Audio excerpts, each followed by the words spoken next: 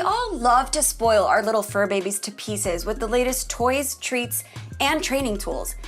But did you know that there are some things that you should never buy from a pet store? Let's bark about it.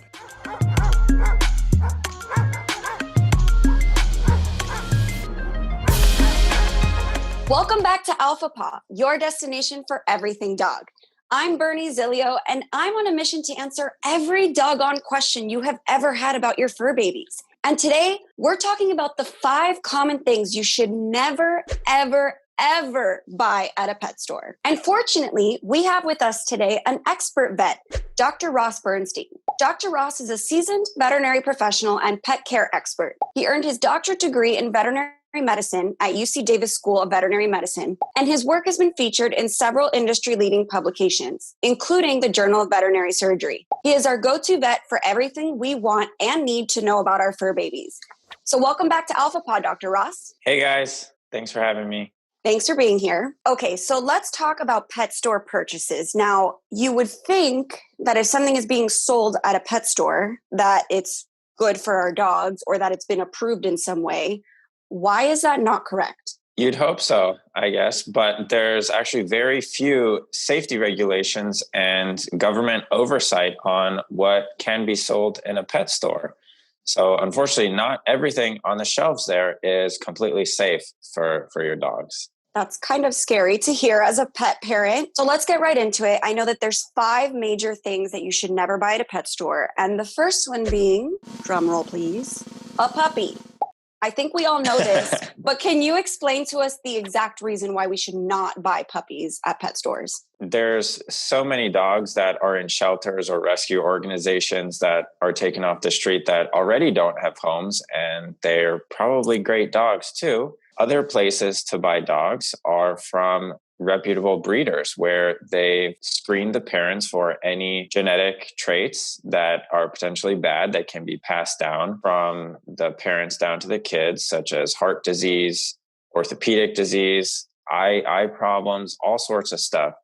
And so if the parents have been screened, it's less likely that the puppies will have it. When dogs are in stores, you don't really know if they came from what's called like a puppy mill, where the owner's just breeding the dogs to make money. Okay, got it. So basically, get your dogs from either rescue shelters or reputable breeders. So once you do have your dog or your puppy, I know there are certain things that you should not be giving them. One of them being something like cow hooves. Can you explain why that would be not good to give your dog? Yeah, definitely. Cow hooves or bones, very hard plastic toys. They can be very hard. And I guess the rule of thumb to go by is if you take your fingernail and try to indent it into the toy or whatever item that your dog's going to be chewing on, if your fingernail can't indent it, it's going to be very hard and it can be very damaging on your dog's teeth. And so if they're biting cow hooves, for example, or a bone or some very hard toy, it can fracture their teeth, it can cause damage, it can cut their gums.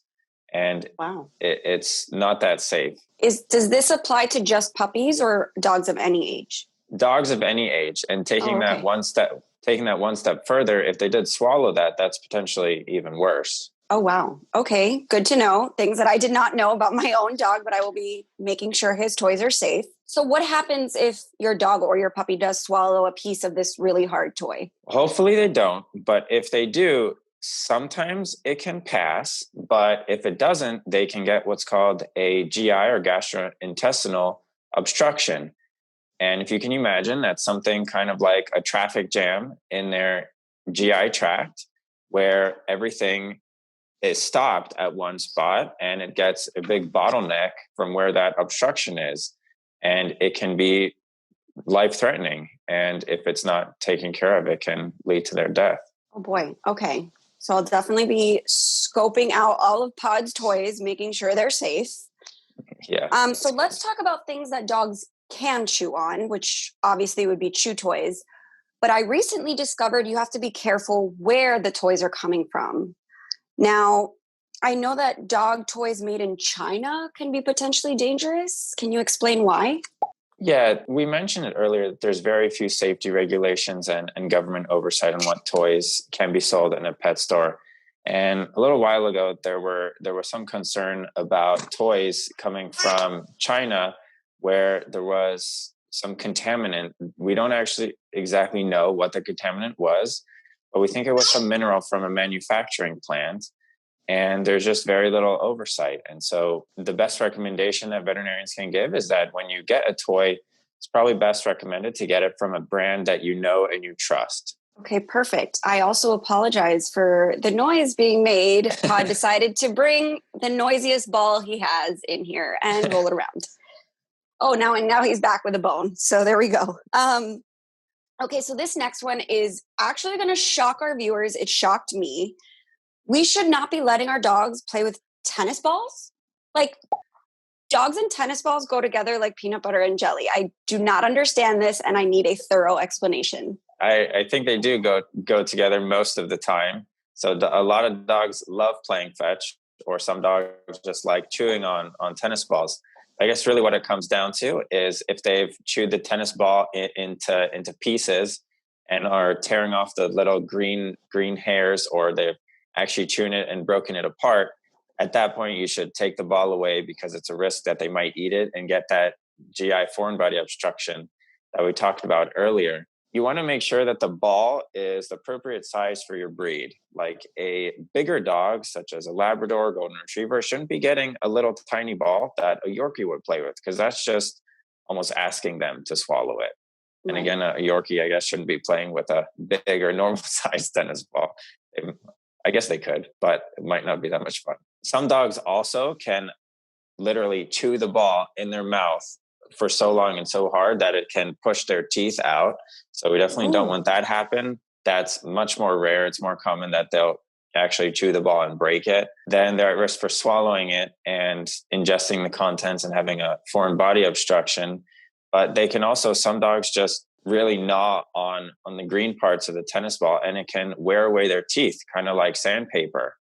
Really, if they're gnawing at anything for a long time, sometimes even themselves, if they had fleas or if they have really bad allergies, it can wear away their teeth.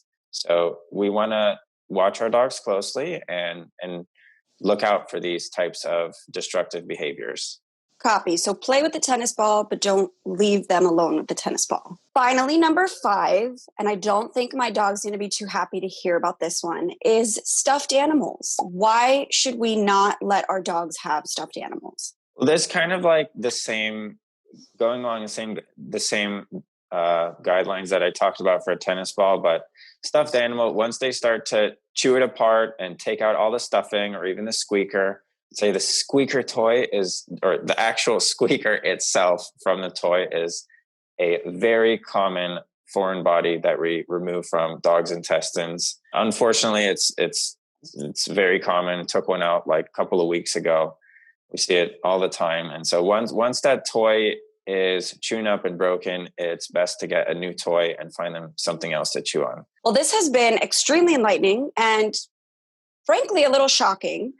But Dr. Russ, I wanted to know if there's any place that you recommend for pet owners to get toys and stuff like that for their pets. So I think the best place to get toys that are made responsibly is from your big box companies. So there are some new Kongs out there that are what's called radio opaque, meaning that they have a compound in them that if your dog did swallow them, you could see them on an x-ray. They'll light up. Oh, wow. Those kind of toys do exist. But really, you want to make sure that the toy that you're getting is from a name that you trust and that you can look up. In addition to the big box stores, you can also check out alphapaw.com. They have some great products too. It's always recommended just to make sure you're supervising your pets while they're playing with their toys. Awesome. Well, we will definitely be linking to that in the description box below. And we'll definitely be doing a follow-up about the best things to be buying from a pet store. But before we get ahead of ourselves, do you have more questions about what treats and toys are good or bad for your pup? Leave them in the comments section below. Again, I'm Bernie Zilio, and this is Alpha Paw. Be sure you subscribe so you don't miss a single doggone episode. We'll see you next time.